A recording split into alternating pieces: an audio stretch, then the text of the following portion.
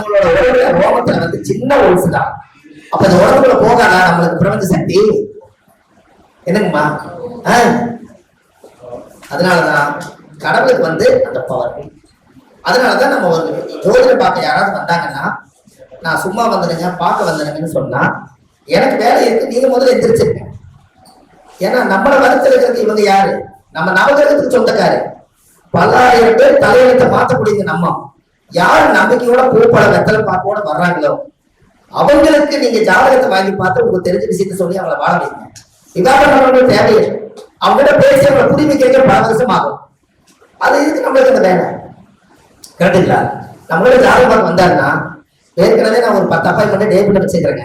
இப்போ வந்த விஷயம் என்ன, நான் சுத்தி வளைச்சு ரொம்ப தைரியெல்லாம் பேச மாட்டேன். டைரக்டாவே கேட்பேன், உங்களுக்கு என்ன பிரச்சனை, என்ன நடந்தது, எதுக்கு பணம் 2000 கட்டிக்கிறீங்க, எதுக்கு ஜாதகம் பார்க்க வந்தீங்க, எல்லாமே நானே கேட்பேன். சார் எல்லாம் ஜாதகத்துல சொல்லுவாங்கன்னு நினைச்சேன், அதெல்லாமே உனக்கு தெரியும். 2000 கட்டிக்கிறா சொல்லு, புரிஞ்ச உங்களுக்கு? 2000 கட்டி எனக்கு அப்பாயின்மெண்ட் வாங்கிருக்கீங்க, உங்களோட தீர்வு என்ன அதை சொல்லு. ஐயா எனக்கு இடம் தான் பிரச்சனை. அப்ப இடம் தான் பிரச்சனை நீ சொல்லு, நான் அந்த இடத்துக்கு வரேன். எனக்கு கல்யாணம் பிரச்சனை, கல்யாணத்தை சொல்லு. நீங்க சொல்லாமலே உட்காந்துக்கிட்டு ஆடியிலிருந்து கணக்கு போட்டு எப்ப உங்களுக்கு அந்த காரியத்தை முடிப்பீங்க? கரெக்டுங்களா? இல்லைங்க வரும்போதே உங்களோட பிரச்சனை போல எழுதி கொண்டா இதெல்லாம் எது தேவை எது தேவைன்னு மார்க் கொடுத்தாரா இதான் யோசிக்கணும். இல்ல நீங்க உட்கார வச்சு நீங்க நல்லா பாருங்க, ஜாதகம் பார்க்கும்போது அவர் ஜாதகம் கொடுத்தவர் 5 நிமிஷம் உங்களுக்கு என்ன நடக்குன்னு நமக்கு தெரியாது, என்ன சொல்லலாம்னு தெரியாது. கரெக்டுங்களா? எந்த ஆளுக்கு என்ன தெரியாது. அப்போ அவர் எப்படியோ கருமாரி ஏதோ வார்த்தை விட்டாங்கன்னா அந்த வார்த்தைக்குள்ள ஒரு பிரச்சனை சொல்லி அந்த வழியிலே போய் நம்ம முடிப்போம். அதுக்கு நான் என்னங்கிறேன்னா, ஐயா பிரச்சனை வரும் உங்களுக்கே தெரியும், என்ன பார்க்க வந்திருக்கீங்க, 2 பேரும் சேர்த்து விஷயத்துக்குள்ள போகலாம், டைம் வேஸ்ட் பண்ண வேண்டாம். உங்களுக்கு என்ன குழந்தை பிரச்சனையா, தொழில் பிரச்சனையா, கடன் தான் பிரச்சனையா, இந்த 3 எதிர்த்து கேட்ட ஏதோ ஒண்ணு சொல்லுவாரு. ரைட், அதுக்குண்டான வேலையை நீங்க செய்யுங்க.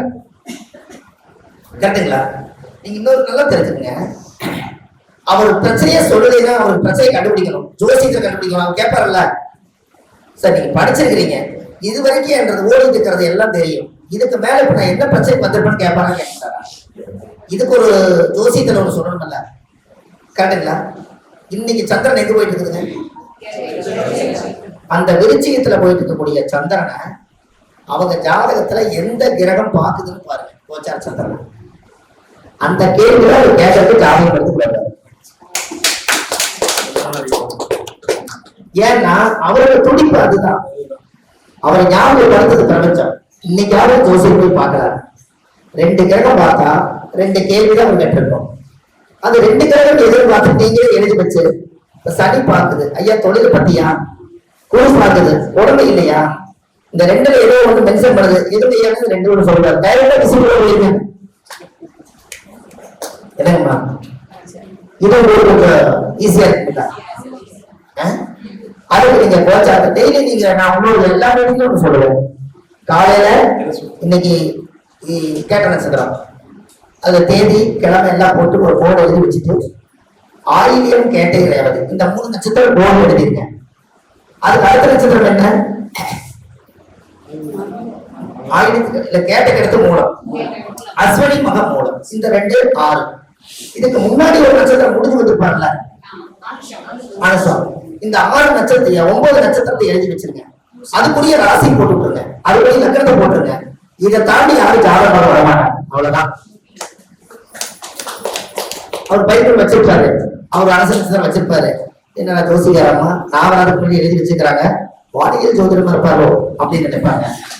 ஓ வானசாஸ்திரத்தை கணிச்சுட்டாங்க, நம்ம வச்சுக்கிற அரசத்தை நம்ம பயிர் வச்சுக்கிறது கணிச்சுக்கிறாங்க. ஜாதகம் ஜோசிகளை மட்டும் கொடுக்கல, அந்த கணிச்சுக்கிறாங்க. இவங்க அங்கேயே ஜெயிச்சுட்டாங்க. ஜோசியம் உள்ள வரும்போதே நினைக்கிட்டு வருவாங்க. ஏன் நீங்க வராத முன்னாடி நீங்க வருவீங்க, எழுதி கொடுக்குற தேதி வேறையா? ஜோசியம் ஜெயிச்சாச்சுங்களா? கரெக்டுங்களா? அவ்வளவுதான். இது ராசிக்காரங்க, நீங்க அதுக்குள்ள கொண்டு வந்தாங்க. இந்த ராசியோட நட்சத்திர ராசி பண்ணுது. இந்த கேள்வி இன்னைக்கு ஜாதகத்துல, இன்னைக்கு கோச்சார சந்திரன் இன்னைக்கு விருச்சிகத்துல போனா, இன்னைக்கு செவ்வாய் பத்தி நம்ம பேச போறோம். கடவுள் எந்த கடவுள் அதிகமா கேட்டா முருகனவே பிடிச்சுக்க அப்படின்னு நினைக்கிறேன். செவ்வாய்க்கு முருகனவே பிடிச்சுங்க. அதை விட்டுட்டீங்கன்னா தனுசுக்கு போயிருச்சுன்னா குருவே பிடிச்சுங்க. மகரத்துக்கு போயிருச்சுன்னா சனி, கருப்பராயம், முனீஸ்வரர், வீரபத்ரா இவங்களை பிடிச்சுங்க. அப்படியே மேசம்னா முருகர், அப்படியே ரிசவனா சுக்கரன்னா ஸ்ரீரங்கநாதர். அப்படியே எந்த கடவுள் மேல அந்த கிரகம் சஞ்சரிக்கிறோ அந்த கடவுளை தான் கூட்டிட்டு வந்து புரிஞ்சுட்டா. நீங்க செவ்வாய் முருகனா இன்னைக்கு வந்து செவ்வாய்னா முருகன்.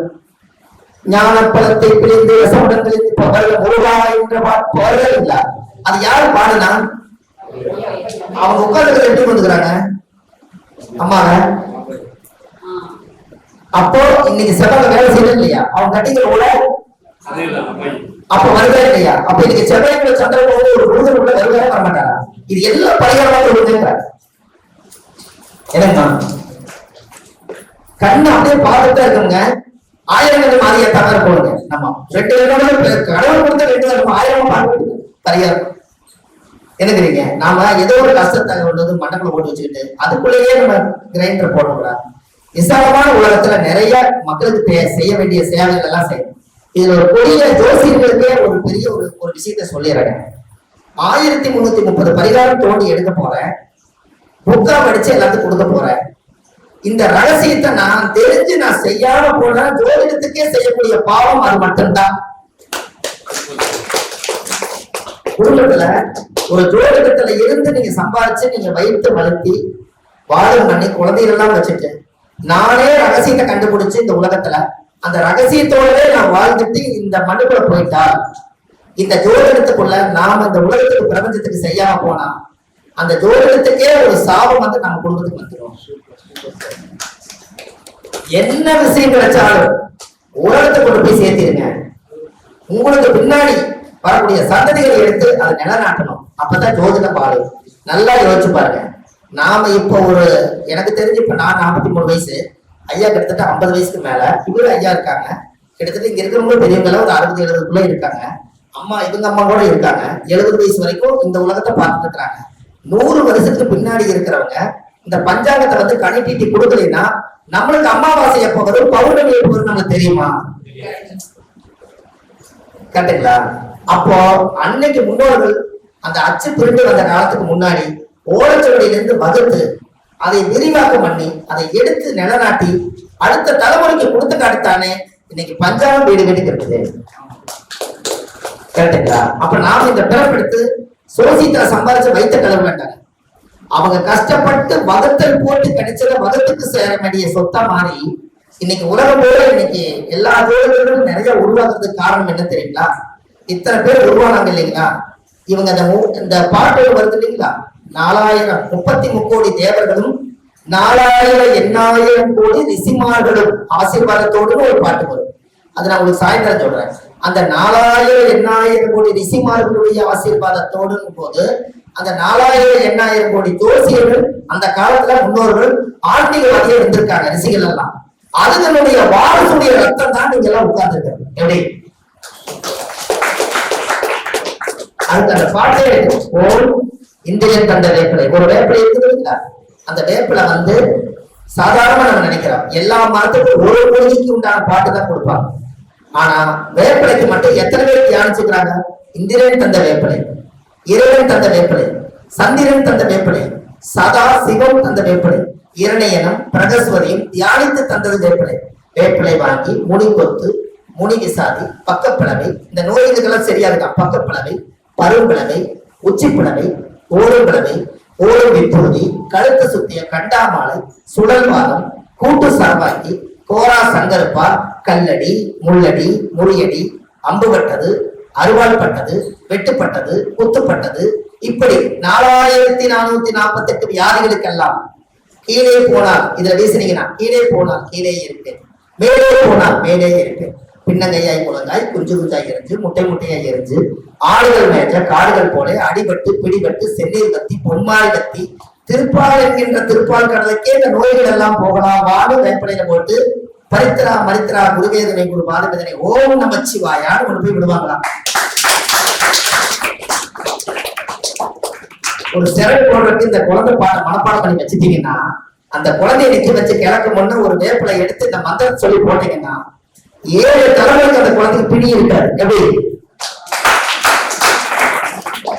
எனக்குமா? இதெல்லாம் கொஞ்சம் வெயிட் பண்ணுங்க. இது கொஞ்சம் ஃப்ளோல சொல்லும் போது நான் சொல்லிட்டேன். இதுக்கு டைம் 1/2 மணி நேரம் எடுத்துருப்பேன் எழுதுனீங்கன்னா. ஆனா இந்த வீடியோ வரும்போது வேணா அந்த வேப்பிலை பாட்டு வேணா போட்டு விட்டுருவேன். 3ஆவது பாட்டு இல்லையா? நான் போடுற சிறகு முதல்லாமா ஏடு கட்டுறது, சிறகு போடுறது, துண்ணூறு பந்திக்கிறது. ஏன்னா தாத்தா காலத்துல இருந்து அதெல்லாம் வீடு வீட்டுக்கு வருவாங்க.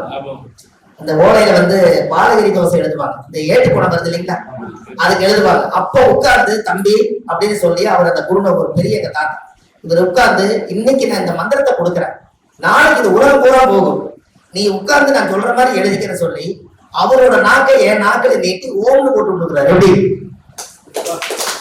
எழுதி நாம நாக்கை நீட்ட சொல்லி அவரோட நாக்கை நீட்ட சொல்லி அந்த ஓம்ங்கிறத அவர் நாக்குல சொல்லட்டி ஓம் முடிச்சு சரவண பாபா ஓம் அப்படின்னு போட்டு இந்த மந்திர உலகம் பூரா போகணும்னு கடைசியில வாக்கு கொடுத்துருக்கிறாரு.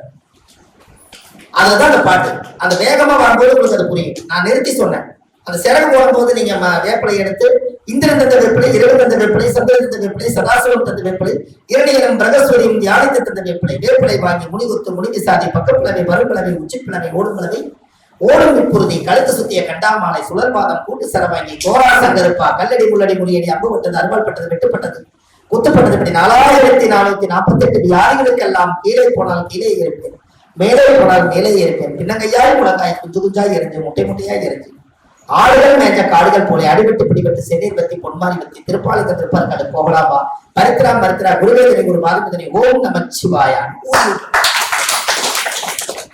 அன்னைக்கு அவர் கொடுத்தாரு அந்த மந்திரத்தை ஆதி காலத்துல. இன்னைக்கு நீங்க எல்லாம் இத்தனை பேர் அதை கேட்கறீங்க, அவர் சொன்னது உலகமே இன்னைக்கு இதை பாக்குது. அவங்க அந்த முன்னோர்கள் பார்த்து பொய்யாகலே இல்ல இல்லையம்மா. இது ஒரு பாரம்பரியமா நம்ம ஒரு திருவள்ளுவர் குலத்துல பிறந்து இந்த ஜோதிடத்துக்காகவே 13 வயசுல இருந்து 30 ஆண்டு காலம் இந்த உலகத்துல கிடைச்ச பொக்கிசமான சொத்தே வந்து இப்படி இருக்கக்கூடிய ஜோதிடத்துல நான் சொல்ல வேண்டிய சொத்து தான் என்கிட்ட இருக்கு. புரிஞ்சுக்கலாமா? பணம் காசு கோடிக்கணக்கில் நம்ம கிட்ட கிடையாது. இந்த நல்ல உள்ளத்தோட நம்ம இந்த உலக மக்களுக்கு ஏதாவது நல்லது செய்யணும், நோக்கம் அதுவா இருக்கும். அப்போ ஒரு பாட்டுல வேப்பந்தலைக்கு இத்தனை முன்னோர்களும் அதுல ஆசீர்வாதம் பண்ணித்தான் வச்சதுனாலதான் நீங்க சாமிய தேங்காய் முத்திரிச்சு நீங்க கோயில்ல போய் தீர்த்தம் கொண்டாடும் போது வேப்பந்தலைய வந்து அந்த தீர்த்தம் முத்திரிச்சு தலையில எலுமிச்சம்பழம் அதுக்கு மேல அதுல குத்தி சக்தியிலெல்லாம் தலைமையில வச்சு அருளோட ஆடுறதுக்கு வேப்பந்தலை மூலிகை தான் கரகம் எடுத்து சோதிச்சிருக்காங்க அந்த காலத்திலேயே. அதுதான் நீங்க முன்னோர்கள் ஃபாலோ பண்றீங்க, கரெக்டா இல்லையா? வேற எந்த தரம் வருதுங்க ஐயா? அதான் மெயின். அதுலதானே அந்த அம்மா உட்கார்ந்து இருக்குது. என்னங்க ஐயா?